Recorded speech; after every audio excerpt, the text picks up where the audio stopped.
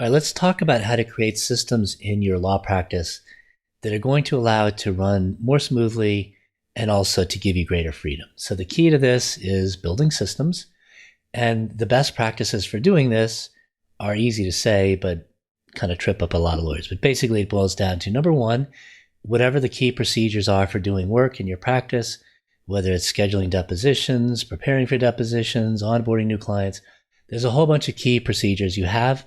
And what you need to do is document them so that you can refer back to them and improve them, and also so that you can use them to delegate work. So you're going to document your key procedures in writing.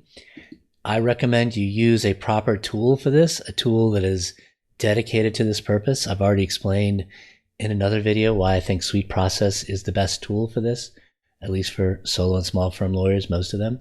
And then once you've documented these procedures, you're going to keep refining them over time as you practice delegation, where you can expect people will make mistakes.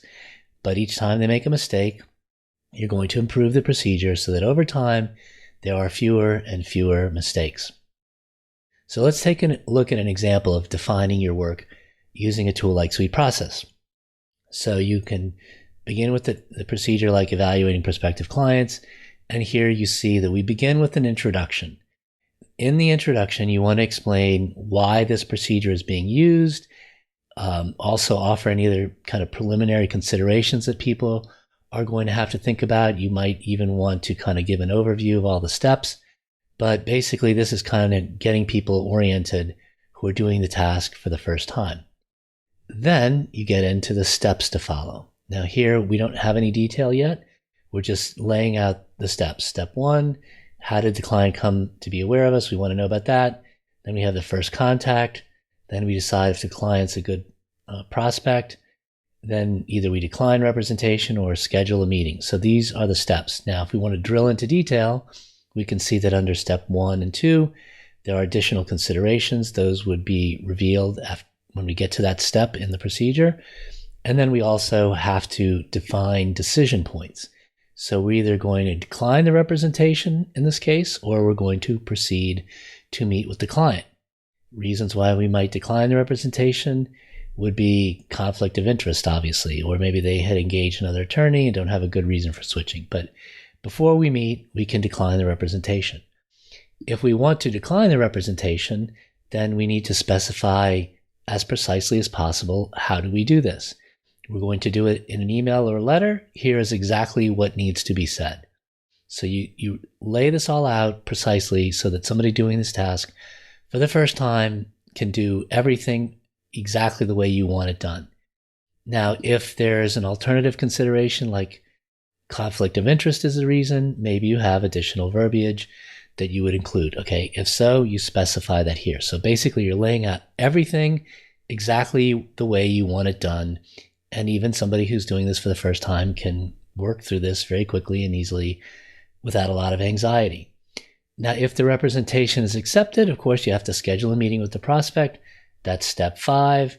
Here we're laying out the considerations that, well, it could be a phone meeting, a Zoom meeting, an in-person meeting. So you're kind of laying out all these bullet points. And this is maybe in the beginning when you're laying out this procedure, you don't have it fully documented, but you're starting to map out what you want done. Now, there are more decision points because what happens if the client misses the appointment? And if they don't have a good reason, then presumably that would be we'll decline the representation. But if they attend the scheduled appointment, then we're going to have them sign the engagement letter. We're going to have to collect a check or credit card for the advance deposit. And that's, takes us further into steps 10 and 11, where we're going to send them our form engagement letter and we're going to schedule an initial client meeting. Now, you see here the words form engagement letter are in green. And if we click on those words, that can lead us to pull up the document that we need to look at to see what the form engagement letter is. So here you're starting to see how these procedures can connect to each other. That's why you want to use a tool specifically dedicated to this purpose, because it's going to have all these elements built in. That's why I say that you should use SweetProcess. It has a 14-day free trial. I'll put a link in so you can get a 28-day free trial if you'd like, but you need to use a proper tool so that in the long run, all of this works out the way you want it to.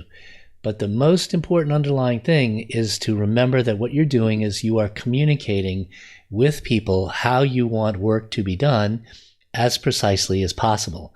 And it will take time for you to get this down. It'll take time for each procedure to mature so that it's fully formed. But this is the process.